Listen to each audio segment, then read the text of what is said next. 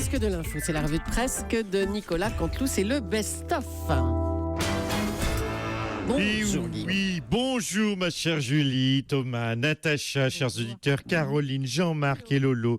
Tout le monde est là. Oui. Allez, tiens, pour vous tous, une petite devinette. Si je vous dis faillite collective, faillite individuelle, mauvais choix tactique, alors...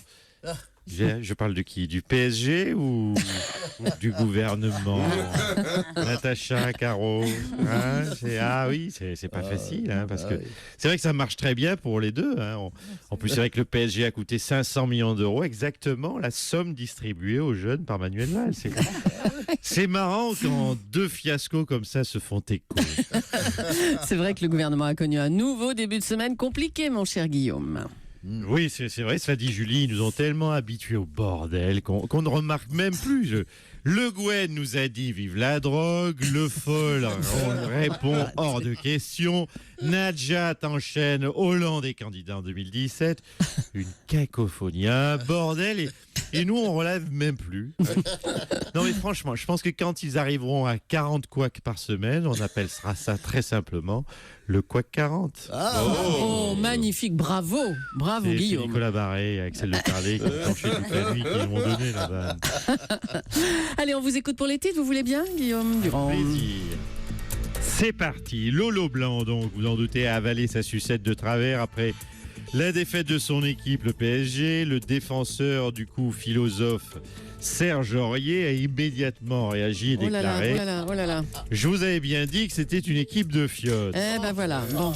Tiens, à propos de joueurs efféminés, cher Serge Aurier qui nous écoute, j'en suis sûr, en tant que CSP+, Ronaldo, Serge Aurier, a planté 3 buts et a qualifié son équipe, lui. Victoire, donc, je le rappelle, du Real de Madrid de Zidane, grâce à Cristiano Ronaldo, 3 fois Ballon d'Or.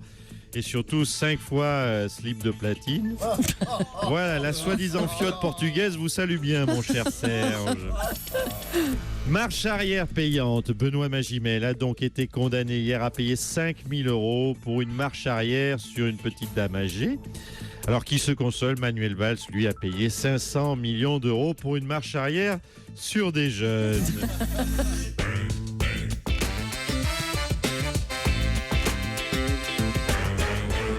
Emmanuel Macron est la superstar de ce début de semaine. Il est avec nous ce matin. Bonjour Emmanuel Macron. Oui, bonjour. Alors on a reçu la visite de son patron Arnaud Lagardère. Oui. On a fait ses petites flippettes. On a eu peur pour son petit CDI. Non. On a eu les mains moites. Mais moi, j'ai pas peur quand je vois un patron. Vous savez pourquoi? Quoi? Parce que moi, j'aime les patrons. Justement, à propos de patron, hier, Pierre Gattaz a dit stop à la loi El Khomri. C'est une loi qui devait faciliter l'embauche et le patron des patrons n'en veut même plus. Oui, et ça, c'est formidable. Parce que, Madame Julie, c'est une des grandes réussites de la loi Myriam El Khomri. Les patrons la trouvent nulle et les syndicats n'en veulent pas. Et je le dis très franchement, qui avant Myriam El Khomri, que je soutiens, avait réussi ce pari de mettre d'accord patron et syndicat? Oui. Emmanuel Macron, il paraît que ce serait la guerre entre Valls et vous. C'était lui, le jeune dynamique il y a peu. Désormais, c'est vous. Non, écoutez, moi, vous savez, je soutiens le Premier ministre. Je soutiens Manuel Valls, mais j'ai envie de citer le chanteur Renaud. Allez, déconne pas Manu, va pas te tailler les veines. Une présidentielle de perdu, c'est une des présidentielles de perdu.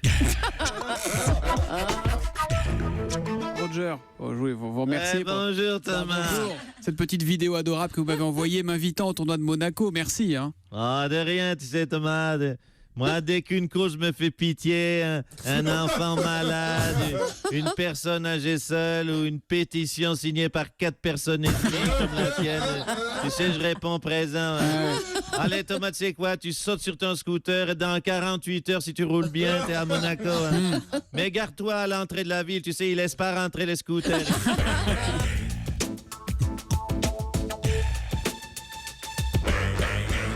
Manuel Valls qui va débloquer donc 500 millions d'euros par an pour l'insertion des jeunes. Monsieur le Premier ministre, bonjour. Oui, bonjour. Les jeunes de Nuit debout n'ont pas l'air satisfaits de vos mesures. Écoutez, c'est normal de ne pas être satisfait. On en veut, vous le savez, toujours plus quand on est jeune ou qu'on l'a été. Rimbaud ne disait-il pas, Madame Julie, on n'est pas sérieux lorsque l'on a 17 ans. Quand on a 17 ans, oui, mais enfin, hier ils ont déclaré Valls nous donne des miettes, vos jeunes, voilà ce qu'ils ont dit. Je reconnais bien là l'humour des jeunes, c'est d'ailleurs très drôle. J'aime les jeunes et d'ailleurs j'aime l'humour également. Ah bon, bah, apparemment, eux, ils vous aiment moins, hein, puisqu'ils ont déclaré. Ils veulent nous casser, mais on va continuer. Bon ben, Hum. oui. Bon ben merde quoi. Oula. Hein, 500 boules par an, c'est des miettes pour ces petits cons. Qu'est-ce qu'ils veulent les boutonneux pour être heureux? Le 06 de Nabila font chier à la fin, Oh, merde. mais calmez-vous, monsieur Valls. Mais non, je me calme pas. Pour qu'ils se prennent les jeunes Français là. À 20 ans, Mark Zuckerberg crée ce Facebook. Hein. À 25 ans, Picasso peignait les Demoiselles d'Avignon. Hein. Mozart faisait son premier opéra à 11 ans. Oui, bon, mais... Pourquoi non mais attendez, laissez-moi finir. Pourquoi il n'y a jamais eu un crétin de Français qui a eu une idée en 50 ans? Mais enfin, mais calmez-vous. Non, mais qu'est-ce je que me c'est que calme cet pas. énervement-là? Pourquoi le seul jeune Français connu en France, c'est Jordi pour dur d'être un bébé? Hein? Pas exagérer Alors je non le dis plus. à tous ces jeunes altermondialistes de mes deux, hein, au lieu de faire un potager qui nous emmerde, hein, vous bougez le derche et vous pondez un opéra ou une entreprise mondialement connue. Parce que moi, je vais arracher les carottes de votre potager et vous les Non, carrez mais là où c'est je bon, pense. merci, Manuel Valls. Oh là là, mais... Con de jeune alors. Oula. Oui, non. Excusez-moi, non, mais en ce moment, je suis un peu à cran. Ah bah oui, ça s'entend. Je peux terminer sur une note positive? Oui. Vive la jeunesse. Europe 1, C'est presque du direct. c'est la revue de presse de Nicolas Canteloup.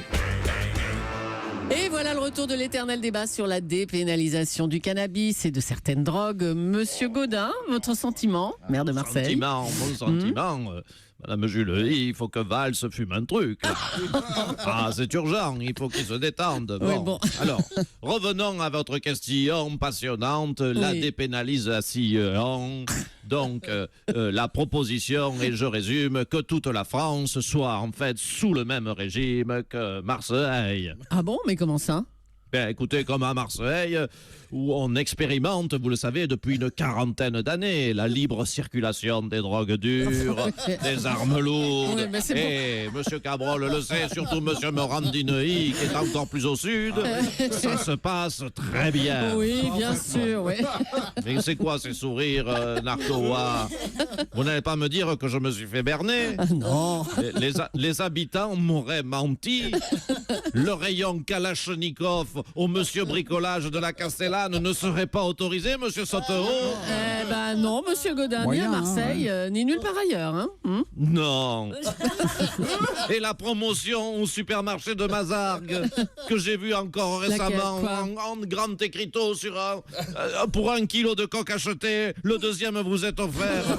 Vous êtes en train de m'insinuer que ce serait limite au niveau légalité? Non, mais c'est pas limite, c'est tout simplement interdit, monsieur Gaudin. Interdit, mais je suis interloqué. Oh, la boulette, vite, il faut vraiment que je retourne d'urgence à Marseille. Non, mais arrêtez les enfants, arrêtez, il paraît que c'est interdit par la capitale.